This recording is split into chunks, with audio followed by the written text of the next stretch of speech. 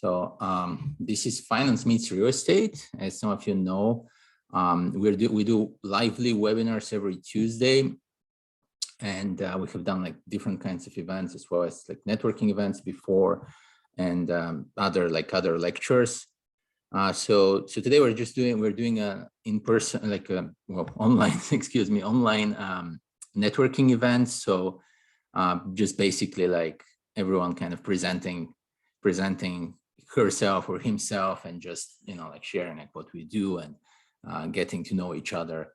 And I'm gonna start myself with that as well. And I see some familiar faces here, like, hey, Konstantin, hey, Oleg. How are you? Oh, good. How are you, Stefan? How is it going? Good, good. Doing well. So myself, like, just to give it a start, I guess, myself, so I'm a financial engineer. So as some of you know, so that's my background before real estate investing. So for about a decade. So I traded derivatives in finance for an insurance company. So I used to manage kind of like a large derivatives portfolio together with several colleagues of mine. And in the recent couple of years, I've been a real estate investor. So I reside in New York City, New Jersey before, and I invest currently in this area. And now I've been looking at syndications out of state and bidding on some commercial properties. So myself, I've done like residential deals of different sizes, basically under $2 million, I guess. So in some of them condominium conversions recently. So places like Weehawken, Jersey City, Union City, and places like that in New York City, in New Jersey, Hudson County. And I've done several deals upstate New York as well. So that is my experience. I'm also founder of a company called RealtyQuant, which where I do a lot of data-driven, basically I write a lot of codes, like kind of like scripts, and like do like data-driven investing. So we have a market valuations data there, and I've been working to launch like a commercial multifamily lead generation tool, as well as a condition scoring tool. So kind of like machine learning to gauge like textual, kind of like to read like multiple like property descriptions and just kind of bucket them into different condition scores. So I also do like, I've done like some lectures on other like data-driven topics. Like I've done like AVM, like automated valuation model a little bit, like discussion and like some discussions on automated underwriting. And what else? What am I missing? Automated underwriting for like residential, commercial properties as well, on market, off market. I've done a lecture on off market commercial multifamily modeling. So that's kind of like some of my background. But basically I am like in New York City and I've invested in this area. If you guys want to share, you know, like just to get to know each other, this is kind of today's purpose. I wanted to do like a slightly different event since we do every week. We do webinars, and like with presentations. So I wanted to do it a bit differently. So Oleg, how are your? I know you did like a syndication deal before. How is it going? All going is good. I did a couple of deals already. Actually, last Friday, not last Friday, but 2 Fridays ago, we closed another deal locally here in Pennsylvania. It was not really our area where we're focusing, but the just deal came up and it was too hard to pass, especially it's like within an hour drive from me and closer to my partner. And we are mostly active in Midwest. We have several properties in Alabama. And we have another property under LOI right now in Alabama, right next to the 71 units that we have in Florence.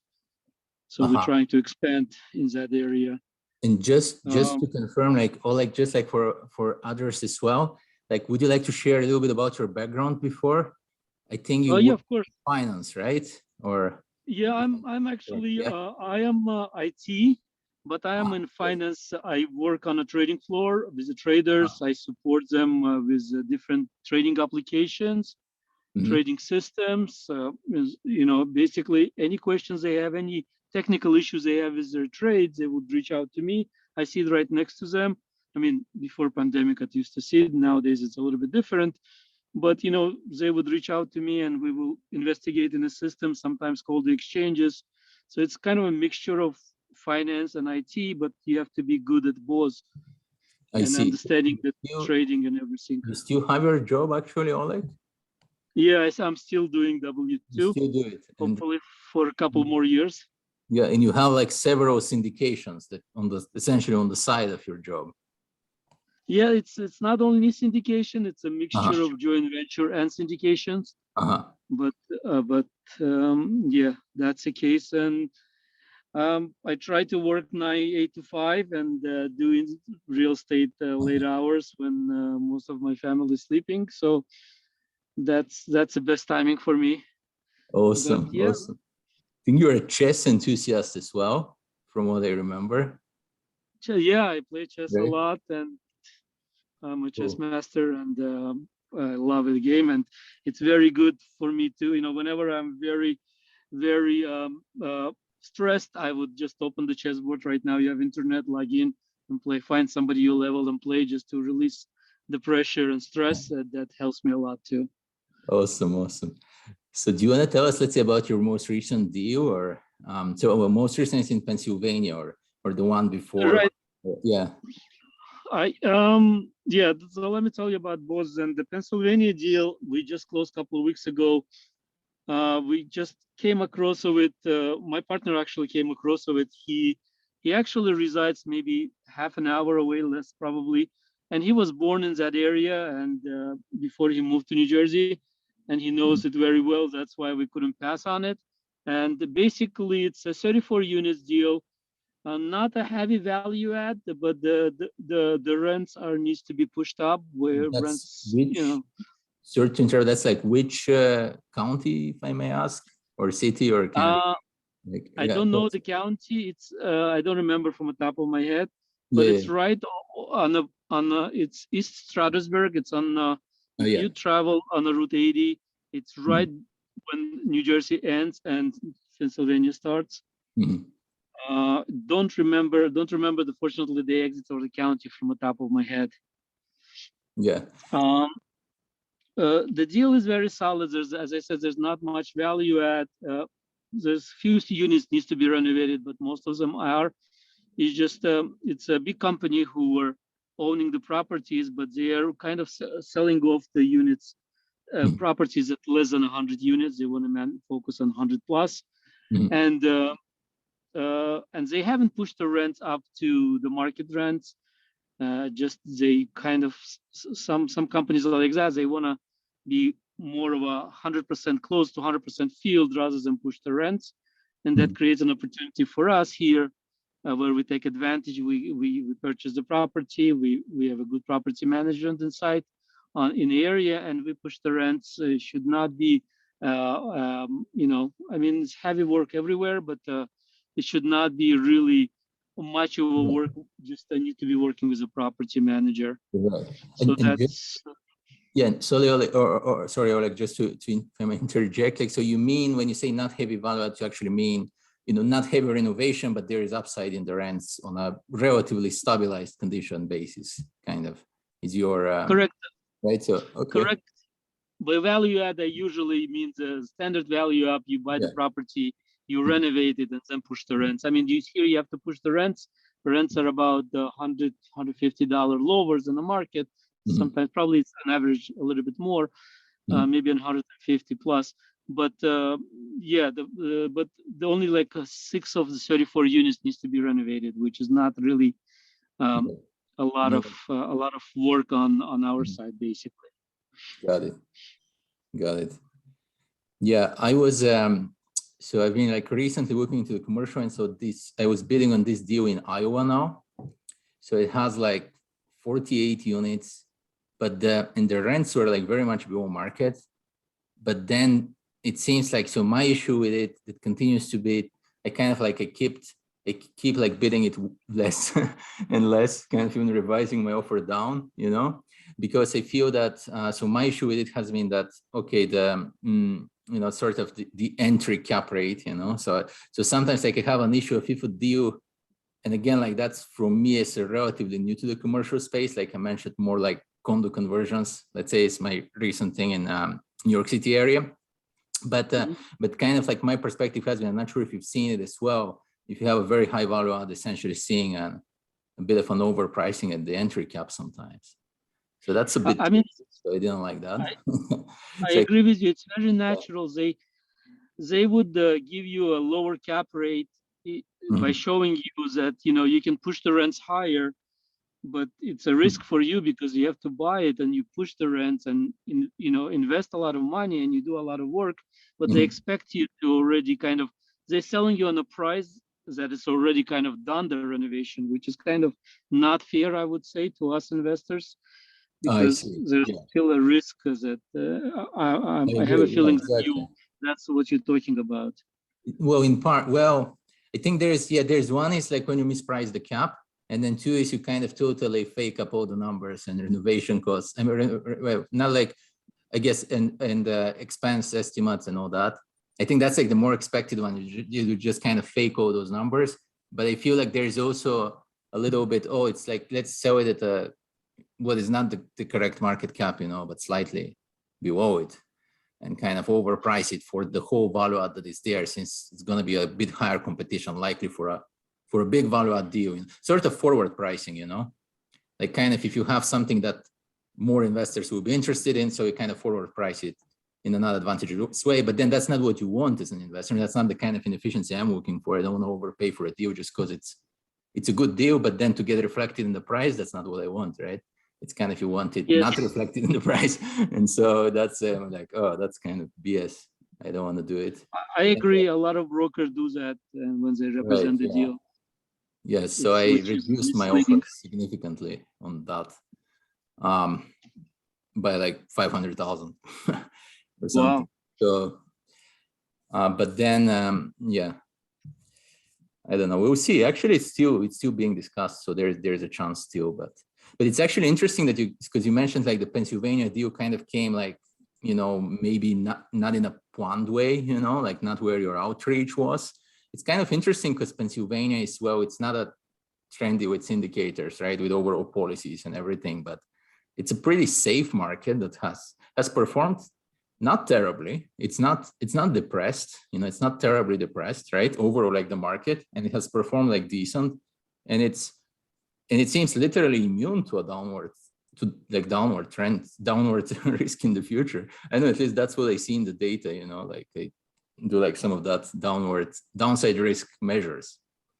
And so Pennsylvania is pretty protected. I think nothing is going to happen to this market cycle, you know, that's just my opinion. So that's a good thing, you know. Yeah, the market really strong. I mean, we see some developments in the area. Actually, they're building very big business development in the area, which is like within 5 minutes drive, and bringing a lot of businesses, and that's going to make the area grow as well, which is making us very happy. Yeah, interesting. Okay, and in Alabama, you guys are in, is it like Huntsville or like other markets? No, we are actually, Huntsville is very hot area nowadays. I have a small property in Montevallo, which is closer to Birmingham, but the bigger property we have in Florence, Alabama, we have 71 units there with my partners, and we just put under LOI very close, like within 10 minutes drive from there, 15 minutes drive, another 68 units. We're gonna see if it goes through. We'll do inspection and everything. Hopefully we'll get, I mean, the area grows a lot as well for us, as we can see. Awesome. Yeah. Well, good luck with that. And sounds good. I see, I see Don there. Like, how are you doing, Don? You wanna speak? Hey, I'm good. Yeah. Feeling shy. Good to talk to you in person as well. And so I believe you are in Idaho, right? That's correct. Yeah. Okay. Very good. So you have like Happy Camper Capital. So you guys do, I think you mentioned to me like RV, kind of, it's a very unique strategy, right? Do you want to tell us more about it? Sure. Yeah. I mean, so it's kind of a funny thing, talking to people that are mostly in multifamily, which, I've been myself for a while. That, it's like you were just mentioning a minute ago, things are getting kind of overpriced, that people are just, especially institutional buyers, are coming in and just way overpaying for everything, and making it not even making logical sense for the expected returns there. So I myself started to get frustrated at that. Hard to find deals, hard to find even good deals to get as an LP that at least will make me satisfied enough. I'm not good with average returns. So being where I'm at here. Yeah, no, go ahead. Yeah, being where I'm at, I'm in Eastern Idaho, so we're like an hour and a half from Yellowstone Park. So all of my neighbors, everybody around here has campers and RVs, and it just one day I listened to a podcast, actually somebody else talking about campgrounds, like, that's interesting, and so I started networking with more people in that area, kind of offering to be boots on the ground and do what I could to possibly help out. My wife here is also a realtor, so I was like, hey, we can also help with your purchase, whatever you need. Just in doing that networking, met with a group of guys that are already doing it. And to interrupt, like your background, like before. So I think you're a CPA, right? So, well, no, I'm not a CPA. I do have an accounting degree. My background's in finance, investment science, portfolio management. Okay. So kind of more the stock side of things. In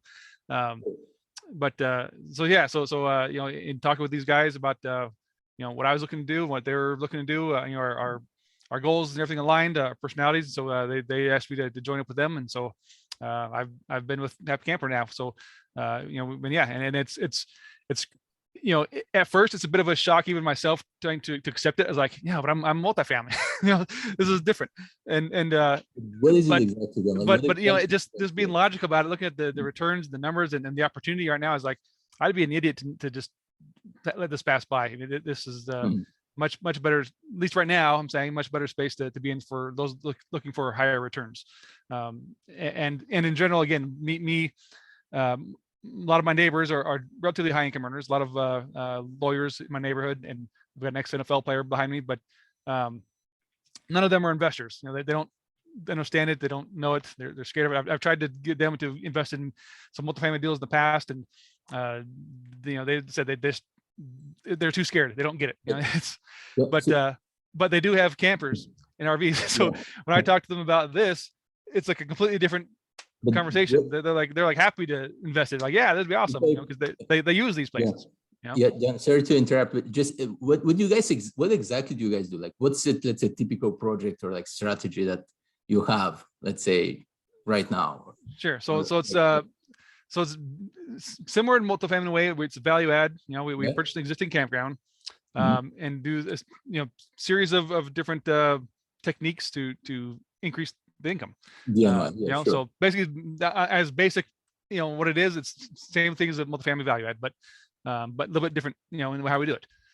But then let's see, how does it compare in I don't know, risk return profile to something like manufactured housing, let's say, or well, so if you're talking about like mobile home parks, you're referring to, so it's different in the sense that, and I'm trying to think of how the word is without sounding bad, but the mobile home parks, it's a different crowd. Let's say that, different types of people that are living there and using those spaces. Obviously, in most cases they own the house, which would be the best, in my case, the best scenario, have them own it, rather than the park own it. But with the RV campgrounds, it's more similar to, I'd say, like a short-term rental model in a sense. It's almost like, I like to describe it as a hybrid between multifamily and short-term rentals. Everybody that comes there, they're prepaying in advance, and usually a high fee for renting out the space, but they bring their own camper or RV, so nothing is ours there. That's theirs, I should say. And so there's no worry about it. What kind of term they typically rent it, let's say, for like several. Well, you get different kinds of people, and of course, going to depend on my area. Places like Florida and Arizona probably get more people that are staying long term, like your snowbirds that come down for that's in Idaho. time. And that's in Idaho. Is that in Idaho as well? Well, we purchase the campgrounds everywhere. So there's, Everywhere. we're not, it's not just here now. Yeah, we all across the country. Okay. And so, so it's going to be just vary by location of what exactly is done there. But yeah, you get people that are coming just for a few days, weekend, for a week, month, the whole summer. So it's vary by the people and what they're doing. But the essence of it there's no leases or worry about evictions and going to courts or replacing carpeting and painting and all that stuff you typically always doing with. That's really nice, actually, right? Yeah, yeah. And what's great about it too is there's almost, I'd say, unlimited upside.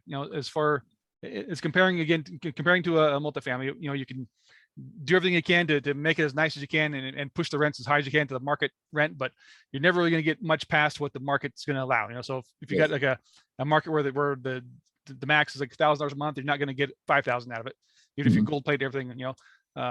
Whereas with the campgrounds, we can constantly add on new amenities and attractions and different things that bring in additional income. So it's multiple different things we can do for each place to improve the NOI. So it's kind of like more. Yeah, exactly.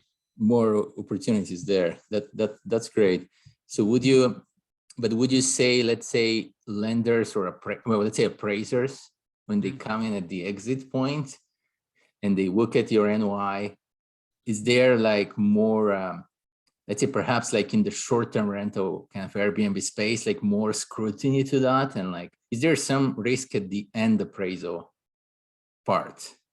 Or do they look for like some history already of like sort of 2 years of? Yeah, well, I mean, it's NOI. Essentially they're going to be looking at it more as like a business, of course.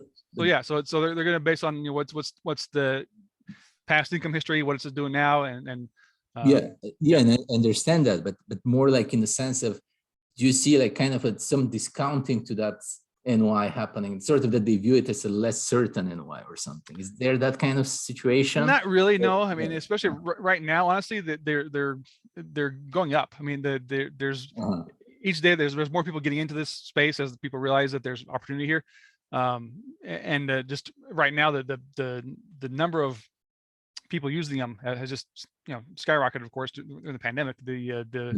The RV and camper manufacturers are on back order because they had so much demand for new RVs and so there's honestly, it's gonna be a constant need. As of right now, based off 2019 statistics, there were like, I think 10 campers per available site. So if everybody has a camper RV wanted to go out on the same weekend, there would not be space enough to hold them all.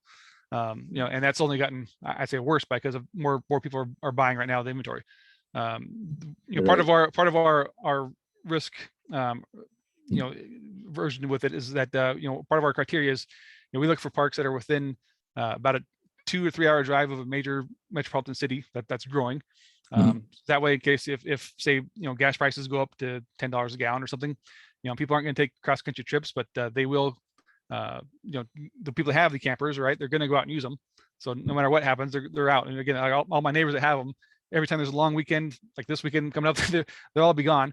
They all go camping no matter what. If there's a pandemic, you can't go out anywhere, go on vacations. You're still going to go out and use your camper. You're outside, but you're same time in private space. So there's. So how do you guys find, like you mentioned, like you look around like certain like MSAs and that, let's say, but how do you guys find your deals? Let's say, what is the way to find deals in that space? Yeah, so the primary two ways right now, we're of course one through broker relations that have them. And then we go also direct to the owners, so we have there's a list of campgrounds for people to use when they're looking for places. So you can basically go through this almost like white pages for campgrounds and call them up and talk to the owners. They're kind of like business list in a way. Business list. Yeah. Got it. That's cool. Okay. You have like some favorite markets, let's say specific ones? Well, I don't say favorite. I mean, they're all unique in their own way. So that's the one thing we do. Like one of our, we'll say, competing campground management companies, they like to keep things standardized. Like if you go to like McDonald's or Walmart, wherever, everything's the exact same place no matter where you go across country. So one's no different than the other. well, with our campgrounds, we actually like each one to be unique and different, for have its own personality, and and so that could be something different to, in each location. So for example, if we get one near, say, like Nashville or something, we could do like weekend concerts or something, that would people in that area would like. Yeah. We had one recently in Florida. We had under contract. We were looking at possibly adding, a water park there. So it's hard to say that there's a favorite. It's, it just. And what is, because you mentioned, let's say, higher returns, and I can see that. I mean, that's even in, we had like someone on this webinar who was doing like sort of like the multifamily with short-term rentals, and now you have like bigger, variability to your NOI clearly with short-term rentals, so you can kind of get higher, right, and boost your property value. So so that's maybe to an extent what you guys are after here. So let's say, would you say that you do shorter time horizons based on that and try to kind of exit, let's say, in 2 years, or do you still hold the properties longer term? Yeah, well, our incoming goal, we always plan for 5 years. If we meet our numbers or make sense to sell it sooner, then we'll get out it sooner. But generally we always come in the expectation to hold for 5 years. But yeah, so I mean, in just give a general comparison to the returns, so. Typically, at least for most of the multifamily syndications I've seen in the last maybe 18 months or so, they're all we'll say about 8% pref returns, maybe 16% IRR is around the average. In most cases, I'd say we're about double that on most of our expectations. We're like 15 to 20% cash on cash, and 25 to 30% plus IRR. Yeah, we're comparative to that, it's much better, much greener grass, we'll say. But then your pref at the initial sort of your pref in your kind of waterfall structure, do you rate it at like 10-12%, or like what would that be? Yeah, usually around there for the pref. Yeah. Again, there's some variation depending on the location and what we expect of each property, but yeah, we're in there. Awesome, that's great. Cool. Okay, so let me see who else I bother now to speak. So yeah, Konstantin, do you wanna talk, Konstantin? If you have your, I'm not sure if you have your microphone. Konstantin is a friend of mine. Yeah, sure. Like I'm on. Yes, I'm going to start with my background. I have a background in mathematics education and administration. Right now I work as administrator for Department of Education. I'm from Queens, New York. So I've done multiple single family, multi-family deals. I've done vacant land. I've purchased deals in upstate New York, New Jersey, Ohio, Illinois, many different cities in those 4 states. What I'm looking forward is to do syndications with multifamily, looking 50 to 100 units, the next deal. I was very experienced at the time with auction.com. That's how I acquired most of my properties. At the time that I started in 2016, 2017, it was fairly easy to purchase a deal. Yeah, I was able to buy houses for $10,000, $15,000 in upstate New York. I mean, obviously they needed a lot of work, but a few years later, those houses were worth like $150,000, $200,000. So it was an easy way to build up equity. And obviously, I blur many of my projects. I refinance them. I renovate them. So that's pretty much what I've done so far, and what I'm looking to do. So I would say, so Konstantin, is it fair to say like you have like maybe over 15 projects in the residential space, right? And you're looking to get into commercial now? Yeah, if I could, like I also sold a lot of properties with self-financing on the places that it was very difficult to find a buyer on the prices that I was I was intending to sell. So right now, I have more than 20, with counting the vacant land, probably like 25 altogether. Awesome. Yeah, that's a word of deal search, right? That's a word of efficiency on underwriting. I love it. I mean, I don't go on auction.com anymore, but I used to spend at least 4 hours every day and weekend. Sometimes I spend 12 hours looking for property. I just like really enjoy doing it. And I wasn't thinking about any specific market when I was looking for deals. I was just looking at the deal. So I end up on places that, you know, I could tell you, in Ohio, I have a place in Toledo. I have multiple places in Toledo. I have New York, Ohio. I have Marietta, Ohio. I have Ironton, Ohio. So there are a bunch of places that I never been to. I say 95% of my projects are long distance projects. So they're at least 2.5 hours from Queens, New York. And like I have looking for deals in New York City that make sense for a long time, and I couldn't find anything. So at some point, I figured it out that I need to buy an investment property far away from my location, because buying a investment property in New York City doesn't make any sense. In terms, you know, you could buy a single family home in my neighborhood for I don't know, $1 million, and then you can rent it for, you know, 3,000 or 4,000, which doesn't make any investment sense. But you could go to Newton, New Jersey. That's one place I really love. You can buy a house for $60K and you can rent it for $2,000 per month. So it's the numbers make different sense.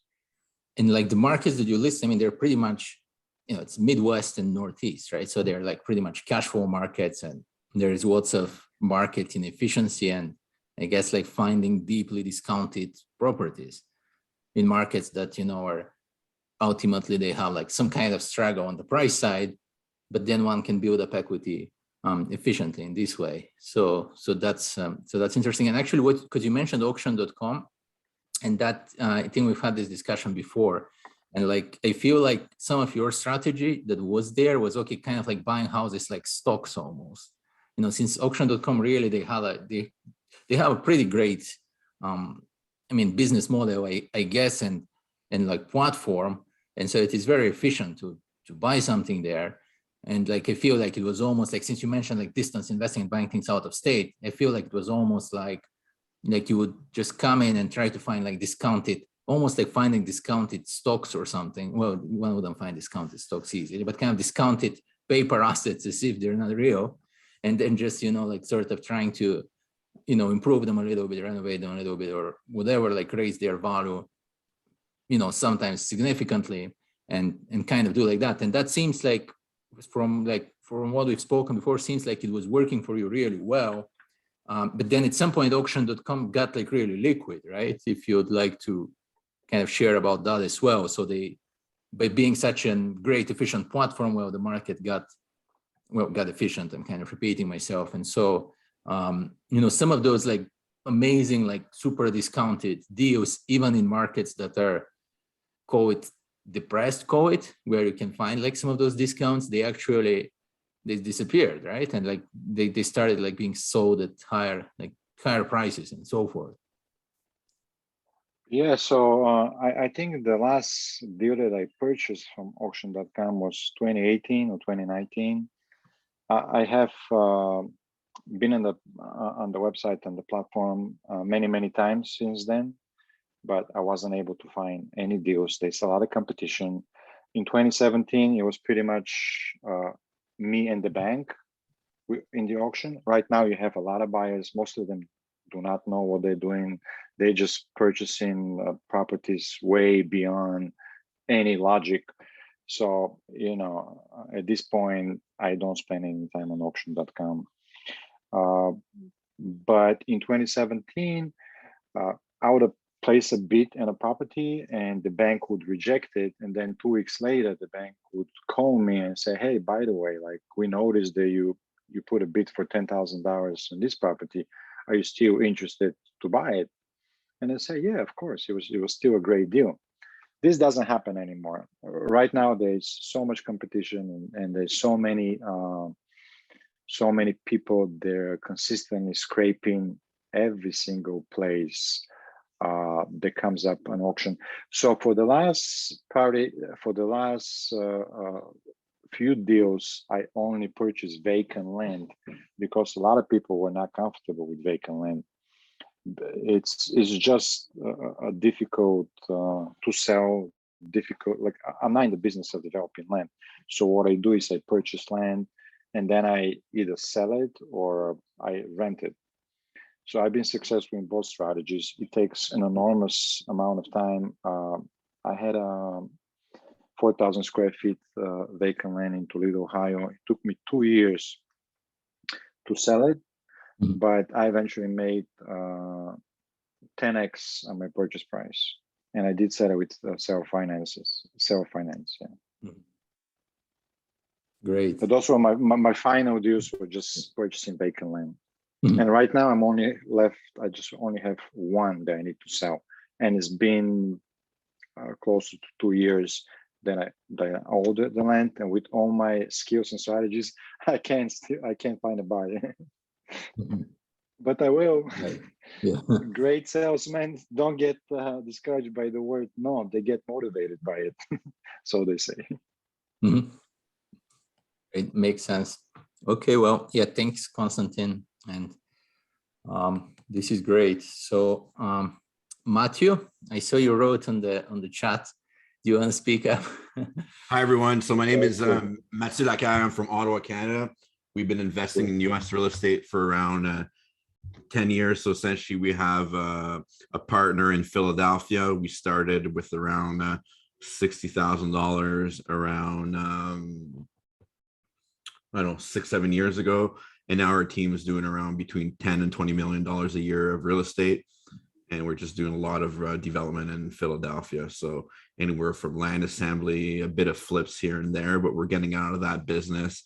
We're just going to focus on doing bigger development. So low-rise apartments, so 6 units to 50 units, and some townhouse developments also.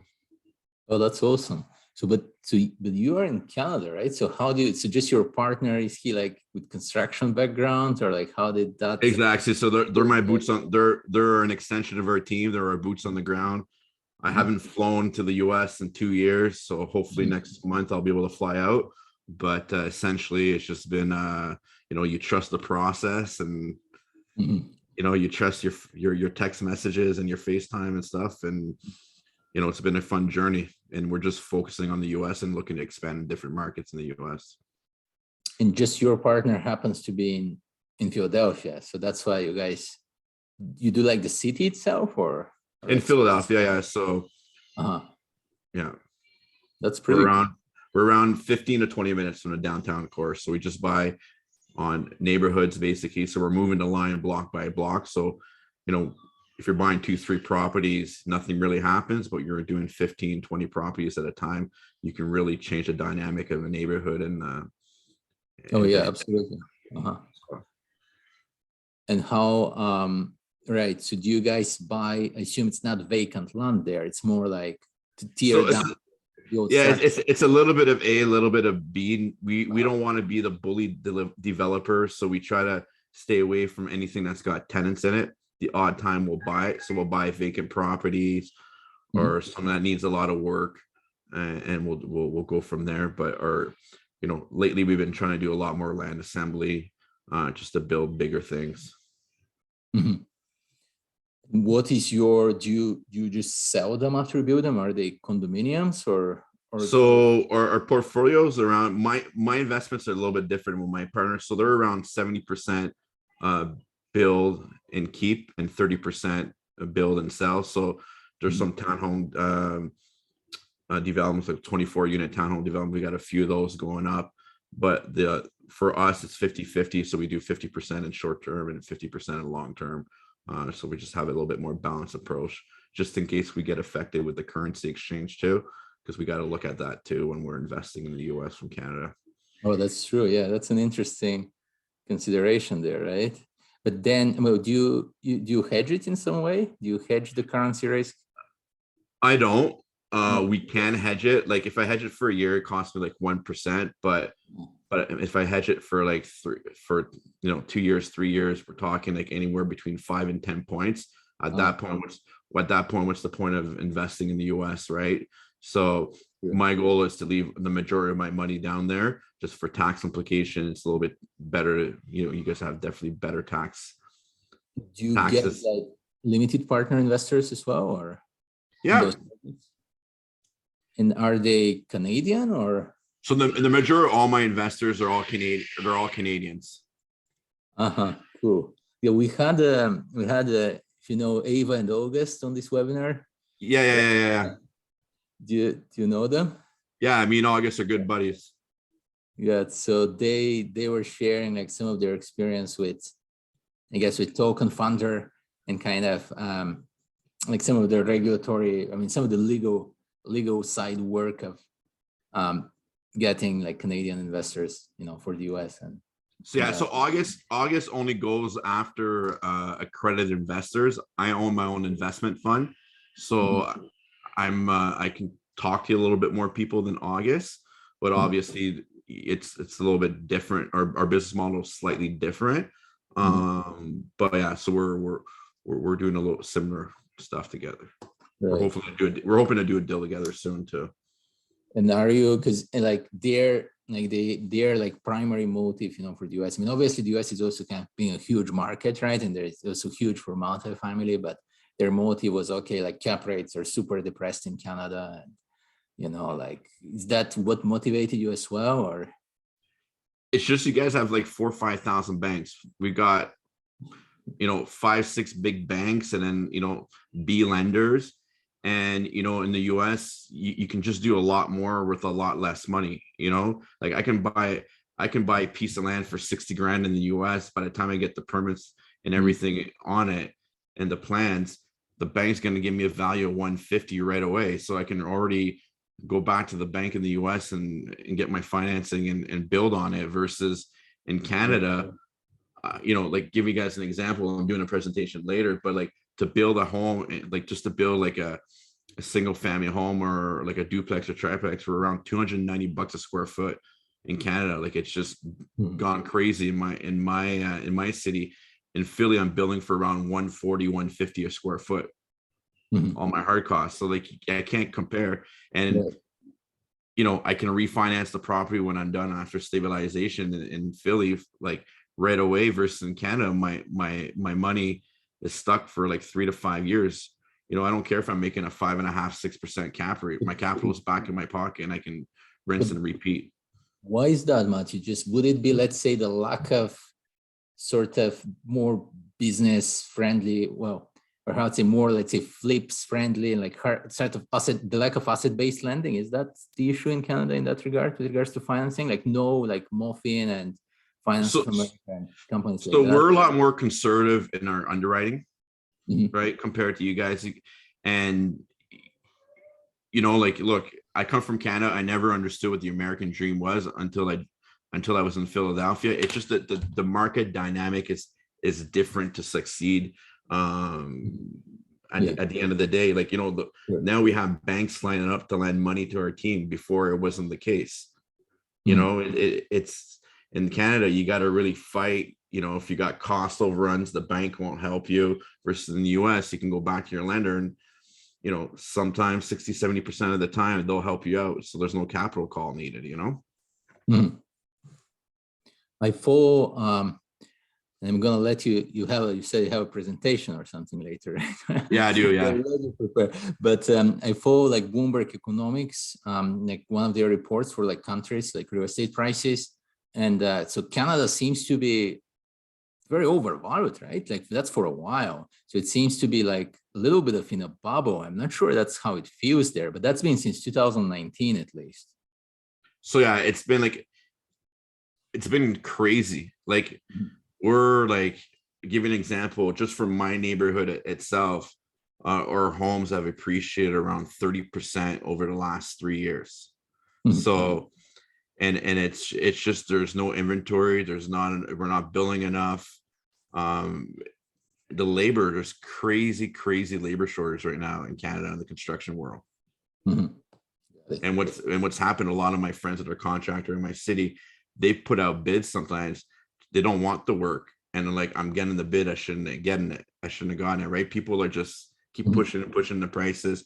And immigration too for Canada, we're trying to bring in 1.5 million people in the next few years. So that's a lot for our population, right, compared to you guys. So that's putting a lot of pressure too. Yeah.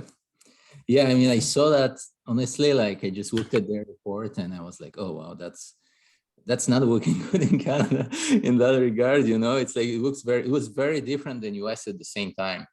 So US at the same time was like in Bloomberg, that's Bloomberg economics again, like anyone can look it up. US was like fairly valued and Canada was like up there, you know, together with, I guess, New Zealand, Australia, and like places like that. So anyways, but it was great chatting to you, and looks like you guys are doing great stuff. Wishing the best to you. Thank you.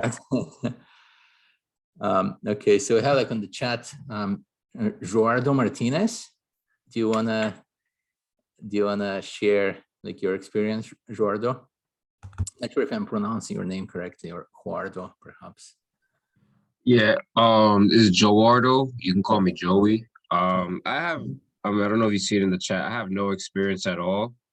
I just got into the real estate game like 4 or 5 months ago. And, you know, it's like about like since January, things have been picking up for me, and I've just been learning a lot, becoming more passionate. So I just really joined this to learn and, you know, pick some people's brains out here and, you know, just see what I can learn through this webinar. Right. And so you joined as kind of as an agent, right? That's what you're an agent in New York City, and kind of like perhaps trying to expand into the investing space as well. Yeah, I've been like, I've seen a lot of videos on like social media and stuff, and I just like, it caught my attention. So just, you know, like I would want to like learn more about it. You know, I know like you guys are all experienced, so like I'm like the only newbie here, but you know, just would want to learn more about the game. No, I'm sure we have a mix, and that's great to have you here. And so have you gotten like, what are some things on your attention that you're looking to learn about or to do perhaps as projects, like its next steps? I don't have anything like right now figured out about that part. I just want to like know like I just want to like learn from this webinar to see what are going to be like my next steps, and then go forward from there. Got it. Yeah, sounds good. And yeah, we usually do presentations like not networking, but just like more like presentation format. So we do it every Tuesday at 6:30 p.m. usually Tuesday, Eastern Standard Time. That is 6:30 p.m. So, you know, feel free to join us always. And we are also on YouTube. I put our channel on YouTube. I'm gonna paste it once again. And so follow us there as well. We've had like many great guests and that. And yeah, so thanks for being here. Thank you. Thank you. Yeah, so I don't know who to pick on now. Ed, do you wanna speak perhaps? Sure. Okay. Hi, how you doing, everyone? Good. How are you? Pleasure meeting everyone. Good. I apologize. I've had my camera off. I've been Ubering my kids around while I've been listening. Okay. But yeah, thanks. Pleasure meeting everyone. Stefan, thank you so much for these webinars. I want to let you know just real quick, a little quick shout out to you.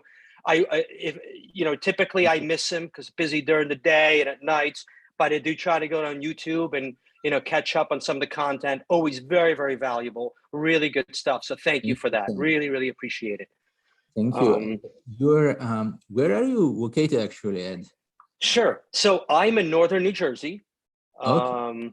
You know, not too far. I do see the New York City skyline from where I live, but I'm about 9-10 miles away. So suburbia, but dangerously close to New York City. I'm sorry? I used to live in New Jersey myself for like 4.5 Is it like Oh. Bergen County or which? No. I'm in Essex County, in Nutley, New Jersey. If anyone's familiar, I'm close to like Montclair, Belleville, Clifton. You know that area. Yeah, Montclair. A town? lot of people know. Yeah, which town? You mentioned Nutley. It's called Nutley. Nutley. Nutley, yeah, of Yeah, course. I know it we're kind. You know Nutley. Yeah, we're kind of known for Martha Stewart. Martha Stewart from my hometown. Cool. It's a big commuter town. We're very close to New York City, so a lot of people commute into the city. But yeah, it's a pleasure meeting everyone. Stefan, I've been a single family home investor. I believe it was Matthew speaking before. Working in some of these, maybe a little bit more distressed neighborhoods in Philadelphia and building, a couple homes at once, not as much of an impact. I was renovating, probably like 3 or 4 homes, sometimes 5 homes on the same street. I held on to a bunch. I still have a portfolio. I did sell a lot of the properties that I was renovating. I started my investing in Mercer County. So our, the Trenton, Ewing, Hamilton, New Jersey. So like our state capital, somewhat distressed area. Prices were very, very low. So I, as I was working, my W-2 job in finance, I was, doing this on the side. And then a few years ago, this became my, sort of my full-time job as my portfolio grew, and I began to do, flips as well. I do a little bit of hard money lending also. And in the last year or so, finally, been learning about multifamily for a while. And been very seriously focusing on it for a year. But we've all talked about, we've all seen how difficult the market is, how competitive it is, and sometimes even if we were the best offer out there or the best bid, what have you, we didn't win because of certainty of close. Right? Sellers want to deal with seasoned, folks that have done trades, many times over, and we introduced an extra level of risk, not given the seller certainty of close, even though we thought, of course, we could close. So it took a while. Many offers, dozens and dozens and dozens of offers, and hundreds of deals underwritten, and 3 contracts that we were working. Unfortunately, the last one fell apart in November. A nice multifamily deal in Texas, but finally we did get an opportunity to go GP, and we closed on our first multifamily deal in Durham, North Carolina, 103 units, 12.6 million. So that's a nice little win for us, guys. And it's it's a good size. Really invested in. Thank you. Yeah. Thank you. And I got to tell you, as soon as kind of like you do your first deal, and some of the brokers know that you closed on it. Now we're getting some inbound calls, and some folks are taking us obviously a lot more seriously, telling us about some off-market properties. And of course, it's easier to talk to sellers when you say, hey, I just closed on a property down the street from you. So yeah, that's, target markets, because you mentioned before a deal in Texas. Sure. That's North Carolina, kind of pretty, pretty different locations. Yep. Right? With great point. Targeting right now, approximately. Sure. Yeah, great question. So one of the mistakes that I did in starting, Trust Equity Partners and, and trying this multifamily effort, going after larger commercial assets, is I, being, entrepreneurial, I think I went wide versus going deep. So looking at Texas and looking at Florida and looking, all the Sun Belt states, and trying to familiarize ourselves with all of the markets. And we quickly learned it's very difficult to compete with folks that are really, really focusing and, are subject matter experts in all of these different locations, but we were also trying to compete. So when the Durham deal happened, and we started working on it, I made a decision to pivot all of our strategy and all of our resource to just one market. And instead of going wide, we're now going deep. And we're really learning the, sort of the North Carolina market, starting with Durham and kind of growing, if you picture that epicenter, just kind of increasing. And we're learning all of the different towns, the secondary, the tertiary markets. And of course, we're looking at Charlotte, and, there's a lot, these are hot markets, we understand. But we are implementing, marketing campaigns and using some VAs, et cetera, to try to reach out direct to owners, direct to sellers. So hopefully try to get a little bit better pricing if possible. Using VAs, let's say you're direct to seller, is it typical kind of like physical, like direct mail, or do you do it electronically as well online? Yeah, great question. So right now we're doing a very old school. I mean, we're just calling these folks right now because, as you can imagine, when you're trying to identify, owners of some of these buildings, there's many phone numbers. There's many owners. Sometimes you have property. Data itself is not clean. You might have a property manager, listed. You might have other folks listed rather than the owner. Use for the phone numbers data. Which who do we? vendors? So we've used Reonomy, Reonomy, and we got primarily Reonomy. I'd say like a lot of folks, right? That seems to be the best for getting kind of behind the owners, behind LOCs and stuff like that. It is. It's pretty good. We've definitely been able to reach some owners, but I gotta tell you, there's still a lot of data that one has to clean up. A lot of bad cell phone numbers. And not surprisingly, there's just a lot of like landlines, and with answer machines, and that's in there as well from folks that I guess I've owned for a while, old timers. So let's say thanks Don for joining us. Just to confirm, we got a message on the chat. So just to confirm, like let's say your last deal that you did in 100+ units, right, in North Korea. So what was the strategy there? Like, was it like what kind of targets you guys had in terms of, I guess, improving the property value and things like that? Sure. Well, this is a deeper value add property. There wasn't really professional management on site. The property was really not, so deeper value add. We looked at the rents right during the lease audit. I mean, we saw many sort of leases from years ago and tenants paying rents which were anywhere from 20 to 40 and even 50% below market. So we thought that there was a lot of opportunities in taking over the asset, introducing professional property management, setting up on-site presence, and just renovating and giving delivering a better product to the tenant base, and in turn being able to increase rents to market rent, or at least gradually start working that way. That's really the strategy. Got it. Yeah, makes sense.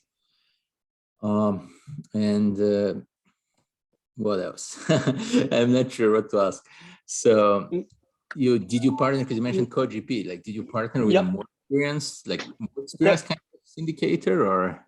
Yeah, that's exactly right, Stefan. We partnered we partnered with someone with a more experienced syndicator that has some construction experience and has some round trip experience, where they've bought and sold properties, and they're serving as they're doing most of the asset management, and of course they're the KP, and they're really running point with this deal, and we're kind of we're just following along with their business model, actively involved in every aspect of the deal, but really learning from them in an effort to get ourselves ready to take on the next deal by ourselves if possible.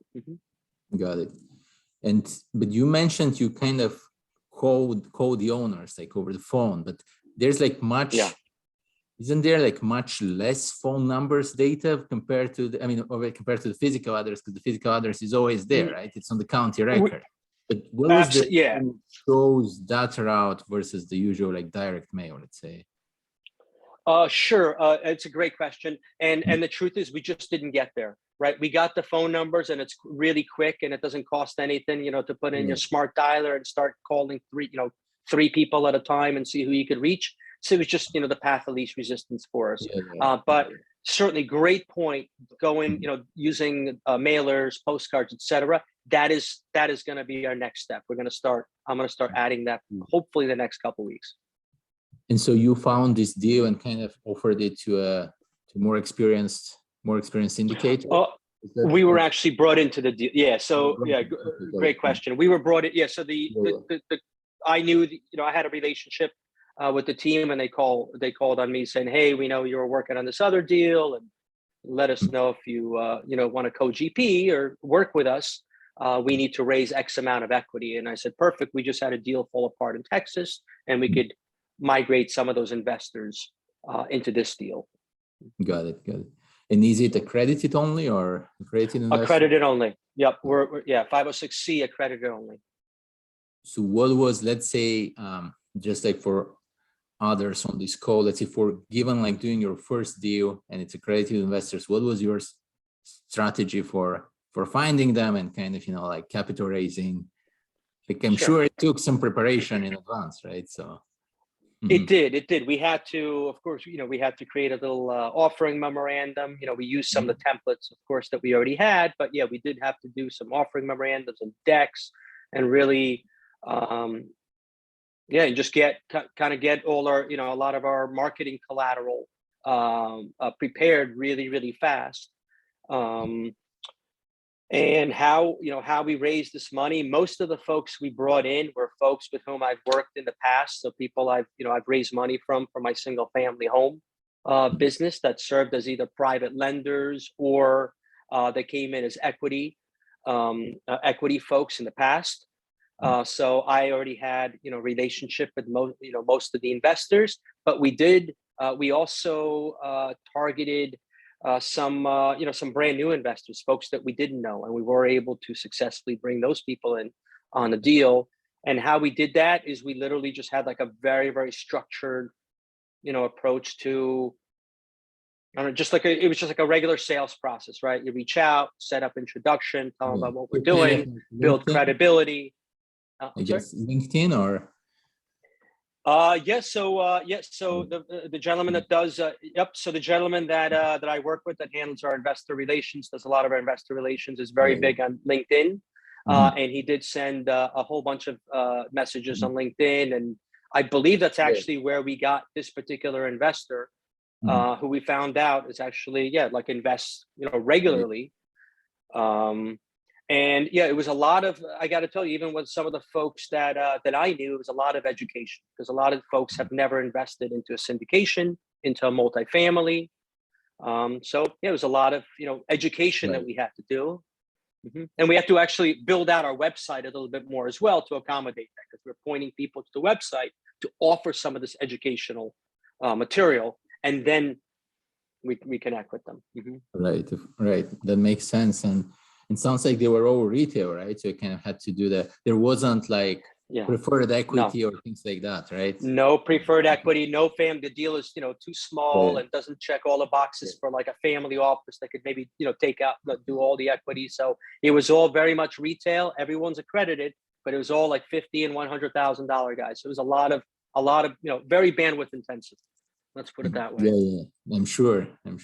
Yeah. I'm going to fix it in the future. So it's not, hopefully. So it's, we're going to use technology, of course, and data stuff to streamline that process. Yeah. Well, thanks, Ed, for Thank sharing you. experience. And we're going to look up your company and Trust Equity. Appreciate it. Yeah. Let's be in touch. I look forward to it. Sounds good. And okay, let's see. I think we have Julia. Julia, do you want to share your experience as well?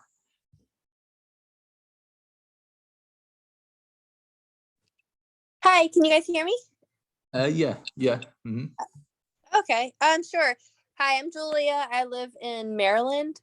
I am not an investor in real estate. I've bought a couple of properties more for personal use. I was interested in networking. So that's the main thing. It's networking and basically looking to be more of a, I don't want to say silent partner, but like if, that's more along my interest. I know like the real estate market is like really tough. I mean, in Maryland, I live in the suburbs of DC. I actually work in DC, my W-2 job. Well, I telework, but yeah. So the market here is pretty, rough, and just listening to you guys from all across the country talking about like how scarce the, the market is where you are. It's like, and just you guys kind of confirming what I've already seen, that there's people out there just scraping the market, like no matter where they are, it is. But yes, I would, I loved hearing the gentleman talk about the campground thing. That's really cool. Just the real estate market is like so tight right now. I'm looking more for like more business deals. I like the multi-family thing. That's pretty cool, but just trying to like plug myself in there, let people get to know who I am. I'm an accountant background, worked as an auditor for a while. Makes sense. So, And where are you located? You actually, if I missed that, in Maryland, Maryland. But like, is it like Baltimore or like more like suburbs and other places or? Yeah. So yeah, I was born and raised in Baltimore. I live, if you know where Annapolis is and DC is and Baltimore is, and you think of those three cities, DC, Baltimore, and Annapolis, I live like in the middle of that triangle. So I live, it's in a city, it's called Severna Park, and it's a very very competitive, very, very competitive. We have like the best schools in our neighborhood, in our like the city, and like there's like zero, like there was like zero houses, like the houses sell before they get to the market. Like there's no houses on our market in our whole our whole city. Like there might, like just like 2 weeks ago, like 3 houses came on, and I was like, oh, look at this. Because I'm like constantly, I love looking at real estate. I actually took my real estate class like 10-15 years ago, but never practice, because it was like, oh, like, more before social media and everything, and more networking. But but I've worked for a friend, and like I did some auction stuff. What's that?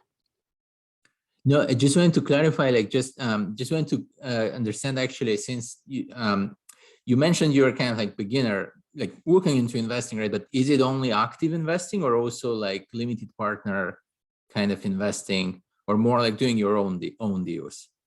I would like to do more partnership stuff, and it doesn't have, and I'm not looking just to do real estate, and or even if it's like there's like a business model like the campground thing or the multifamily thing, but especially like the campground thing, like that really like piques my interest. I live very close to DC, and there we have the Eastern Shore, but and I also do other investing, like I do like stocks and all that stuff.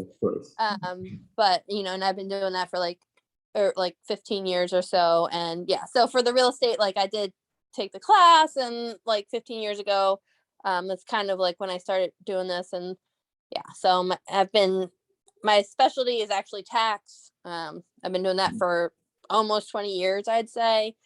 So that's where my day job pretty much is, and all that.